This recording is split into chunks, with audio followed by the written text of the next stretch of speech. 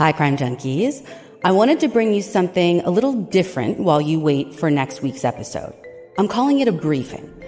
This is a case that's pretty new, and the hope is that we can get this story far and wide while it's still fresh, and maybe one of you will be able to solve it, and we can keep it from becoming a cold case that gets featured in full on our show. So listen closely.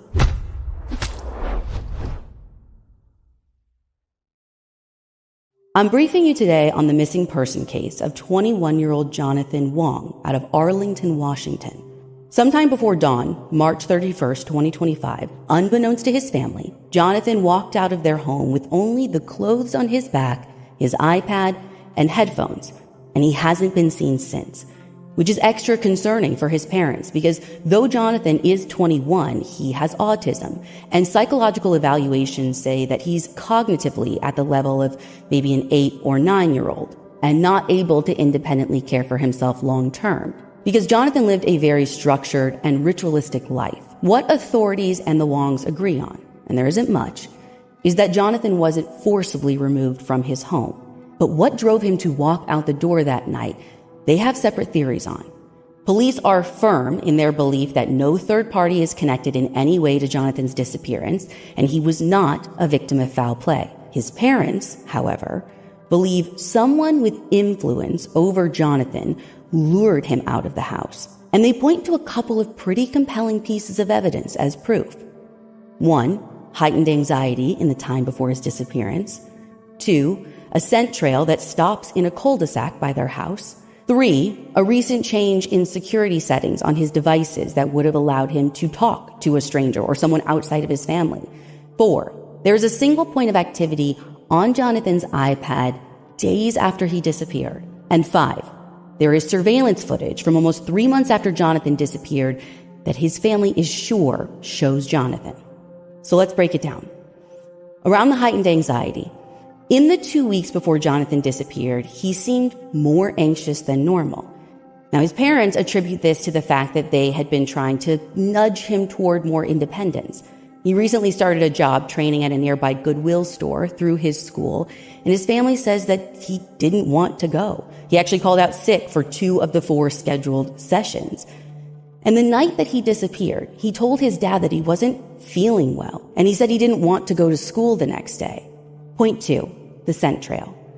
So when authorities did an initial search of the area for Jonathan, his family says that dogs picked up his scent on pavement at the end of a cul-de-sac down the hill from the Hoang's house. But that's where the scent stopped. And that makes the family wonder if Jonathan could have gotten into a car at the bottom of the cul-de-sac. 3 is the security settings. So a few weeks before Jonathan disappeared, his parents removed the security restrictions on his iPad and iPhone so that he could communicate with his job training supervisor at Goodwill. That meant instead of only being able to message his immediate family, Jonathan could send or receive messages to anyone. I mean, they know he sent at least one text to his supervisor at Goodwill and texted an image of his state ID to a paraeducator at his school. But they don't know if anyone could have sent other messages to him through his iPad, which they have been unable to locate. Which brings me to point 4, his iPad activity. In their own effort to find Jonathan, his dad tried using the Find My feature to locate the iPad that his son took with him that night. The last location showed their house before he left and presumably disconnected from their Wi-Fi. So the family reached out to Apple. Jonathan's family gave them the model, the serial number, and Apple support confirmed to them that the iPad connected to Wi-Fi and someone navigated to the Apple App Store on April 2nd. That is 3 days after Jonathan went missing. Where it pinged from, we don't know. The family said that Apple wouldn't give them that location without a warrant from law enforcement. And then there's point 5. The surveillance footage. On June 23rd, someone who looks a heck of a lot like Jonathan was captured on 2 separate security cameras in Kirkland. Now, this is over 40 miles away from Arlington, where his family home is. But Jonathan's family is convinced that the man on the camera is their son. And they're really convinced that he was trying to get home for a few reasons. First, the man was walking in the specific way that Jonathan walks, doing the same vocal stems and hand motions that Jonathan does. He's wearing clothes that match items Jonathan owned and that his family says they can't account for. The second is one of the cameras he was captured on was from a house Ring camera. That house was on 114th Lane. Jonathan's home is on 114th Drive. And if that's not convincing enough, Jonathan's dad says that the Ring camera house has 2 columns with a faux rock facade just like Jonathan's family's home. Now, the Snohomish County Sheriff's Office does not agree with the family. They say there's no evidence of a crime, and they conducted extensive searches of a wide area in his neighborhood, beginning the morning he was reported missing, and they found nothing. And even though the dogs stopped at the cul-de-sac, they point out that dogs aren't perfect, and there's not proof that Jonathan got into a vehicle of any kind.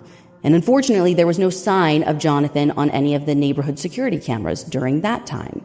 The sheriff's office says they've been in contact with Apple, Microsoft, and Verizon. All companies have cooperated with them, and they have no evidence that Jonathan's iPad connected to the App Store or had any activity at any time after he went missing. Now, we showed them the messages his family exchanged with Apple's support, and they just reiterated their position. They have no evidence that Jonathan's iPad connected to the App Store or had any activity. And they say that because there's no evidence of foul play, they don't have a basis for a warrant to serve on Apple to get location data. They also don't believe that the surveillance footage in Kirkland is Jonathan, but they also have never identified the man in the video. Not being on the same page as law enforcement has made the Hoangs feel like they're alone in this. When Jonathan went missing, his parents jumped through a bunch of hoops to get emergency guardianship over him so that they could advocate for him legally, and also just so they could access information about him. They've already had it extended twice, but their attorney says a third extension is extremely unlikely, which means Jonathan's family will lose guardianship of him on Tuesday, August 19th. That's in 6 days. So they're hoping this video might reach someone who knows something before then. Do you know where Jonathan is? Do you know who is seen in that video footage that was filmed in Kirkland, Washington on June 23rd between approximately 10:30 and 11:04 p.m.? Can you help in any way find the iPad that he took with him? According to findjonathanhoang.com, here are the steps you can follow if you see him. Stay with him or in sight of him. Do not leave. Ask if he's Jonathan. Immediately call the 911 emergency line because time is of the essence. After 911, contact Crime Stoppers. Take a photo or video, as this will be the fastest way for the family and law enforcement to confirm whether or not the individual is Jonathan. There is a $100,000 reward for information leading to his location being offered through Crime Stoppers. You can also reach out to the Snohomish County Sheriff's Office directly at 425-388-3393. And if you want to reach us, you can email tips@audiochuck.com. Thank you for hanging around for this briefing. Now, go find Jonathan.